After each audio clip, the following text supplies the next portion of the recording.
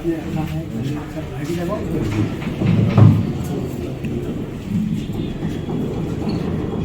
Sir एक तो अपने जो है अपना नाम पूरा परिचय दे दीजिए और अपनी पार्टी के विषय में बताइए क्या है। सर्वहारा विकास पार्टी इस राजनीतिक दल का नाम है और हम लोग एक सामाजिक संगठन से निकलकर सभी लोग एक साथ आए हैं।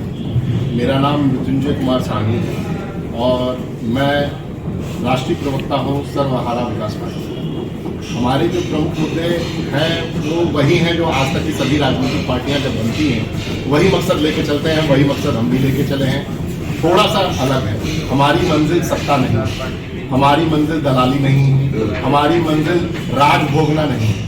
हमारी मंजिल ये है कि जो मजलूम, जो उपेक्षित, जो दबाए गए हैं उनकी आवाज़, उनका अधिकार उनको संवैधानिक तरीके से दिया।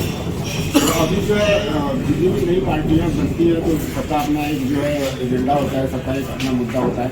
आपका 2022 को देखते हुए ये नई पार्टी बनाया है या कभी क्या नई पार्टी है या कितनी सब?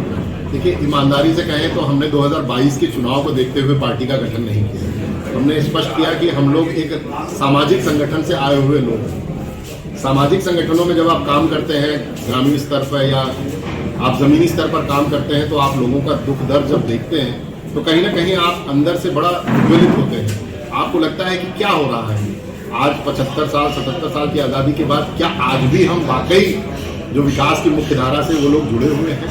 नहीं। उस पीड़ा को देखकर मुझे लगता है कि सभी राजनीतिक पार्टियां ये वादा करती हैं, हम भी आज एक वादा ही कर रहे हैं। हम नहीं जानते कि हम कहाँ तक इसको लेके जाएंगे, लेकिन इतना वादा जरूर है कि हम किसी चीज़ की सौदेबाजी नहीं करेंगे, हम अपने आप को बेचेंगे नहीं। जिसका विश्वास हमारे ऊपर बना रहेगा, उन वंचितों का, उन मेहनत कश लोगों का जो हमारे ऊपर आस्था बनी रहेगी, उसका सौदा हम कभी नहीं करेंगे। 2022 का चुनाव आप लड़ेंगे? बिल्कुल लड़ सकते हैं, इसीलिए हमने राजनीतिक दल बनाया है। हमने तो अभी कुछ दिनों तक, 6 महीने पहले तक इंतजार किया, बल्कि 17 दिसंबर तक इंतजार किया कि शायद आरक्षण की घोषणा माननीय अमित शाह जी कर दे मन से कि भाई हम ये 17 जातियों का जो मांग आज 20 साल से चल रही है, हम लोग तो उसका इंतजार कर रहे थे कि भाई आप घोषणा कर दीजिए, लोगों को अधिकार दीजिए, हमें क्या जरूरत है राजनीतिक दल बनाने की। हम तो मजबूरी में आए हैं और मजबूरी में आया हुआ आदमी को कभी कमजोर नहीं समझना चाहिए। तो 2017 जो घोषणाएं थी उस आप उसी मुद्दों को लेकर चलेंगे और अगर आप बहुत सारे 2022 में अगर आप जो है आप पार्टी में सरकार में आते हैं तो आप उन्हीं मुद्दों पर आते हैं। देखिए, अभी सरकार में आने का तो बहुत मतलब अतिशयोक्ति हो जाएगी और नहीं। अब जैसे दिल्ली का ले लीजिए, आम आदमी पार्टी ने जो है जैसे अपने आप को जो स्टैंड किया था और स्टार्टिंग नहीं कर लिया था, तो आप अगर आपने लोगों से अलग अगर हटके अगर पार्टी बनाई है और काम करना है, देखिए हमारा कहीं ना कहीं बिल्कुल आपकी बात सही है।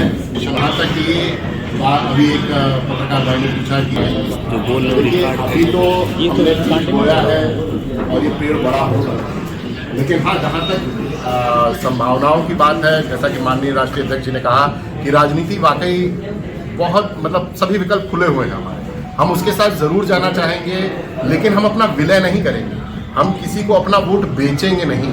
जो हमारे दो प्रमुख मतलब जैसे कि भाई साहब ने कहा कि निषाद पार्टी या वीआईपी पार्टी जो निषादों की ठेकेदार बनी घूम रही है, हम तो देख रहे हैं कि उनका विलय हो रहा है भाजपा में। कहीं ना कहीं वो सिर्फ एक विचारधारा को फॉलो कर रही है, एक विचारधारा से प्रेरित है। हम उस विचारधारा के साथ हैं। हम किसी निषाद का, किसी दलित का, किसी उपेक्षित का सौदा करने यहाँ नहीं करते, ना हम उसके ठेकेदार हैं और ना ही वो हमारे कहने से चलेगा। उसके अधिकारों की लड़ाई लड़ने के लिए हमें जिसके साथ भी जाना पड़ेगा, जिसका भी साथ लेना पड़ेगा, हम जरूर लेंगे। हम चाहेंगे वो पार्टियां जो हमारी विचारधारा को मानती हों, जो हमारी विचारधारा से सहमत हो, जो हमारा साथ देने को तैयार है, हम उनके साथ चलने को तैयार हैं। अन्यथा हम विपक्ष में खड़े होने को तैयार हैं, हम विपक्ष में रह के ईंट से ईंट बजाने को तैयार हैं। हम आज शुरुआत जरूर कर रहे हैं। बहुत लोग इसको खेल मजाक में लेंगे कि अरे छोटी सी रोज नई पार्टी बनती है, हर दिन कुछ ना कुछ होता है, लेकिन ये लोग भूल रहे हैं कि इसके मूल में 14% निषाद वंशी अपनी पूरी निष्ठा के साथ जुड़ा हुआ है। 14% वोट, यहाँ तो 5% वोट से पूरी सरकारें बन और बिगड़ जाती हैं। हम तो 14% हैं। इस आबादी का 14% को आप उपेक्षित करना चाहते हैं? कब तक उपेक्षित करेंगे? कब तक हमें सिर्फ कुछ लोगों के ठेकेदारों के हाथ में आप मान के बिकते चलेंगे? क्या आप मानते हैं कि माननीय संजय जी के कहने पे सभी निषाद वोट दे देंगे? क्या सिर्फ मुकेश सहनी जी के कहने पे सभी लोग वोट दे देंगे? मैं कहता हूं कि क्या हमारे सिर्फ राष्ट्रीय अध्यक्ष जी के कहने पे लोग वोट दे देंगे? नहीं।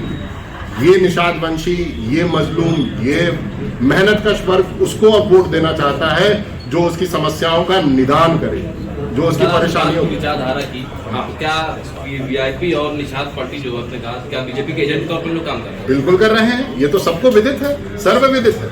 अगर इसके बाद भी अगर लोगों को नहीं दिखाई दे रहा है कि वो क्या कर रहे हैं, उनकी शुरुआत जरूर इसी विचारधारा से शुरू हुई। जब संजय जी ने राजनीति शुरू की तो उनका एक मांग की आरक्षण, और मुकेश सहनी जी ने तो एक कदम आगे बढ़ के कहा कि आरक्षण नहीं तो गठबंधन नहीं, गठबंधन नहीं तो वोट नहीं। तो क्या उस विचारधारा पे वो कायम है? मैं मुकेश सहनी जी से पूछना चाहता हूं, क्या वो आज घोषणा करेंगे खुले मन से कि अगर भाजपा ने आरक्षण के मुद्दे को छोड़ा है तो हम भाजपा का साथ छोड़ेंगे? क्या वो बिहार में अपनी गठबंधन तोड़ेंगे?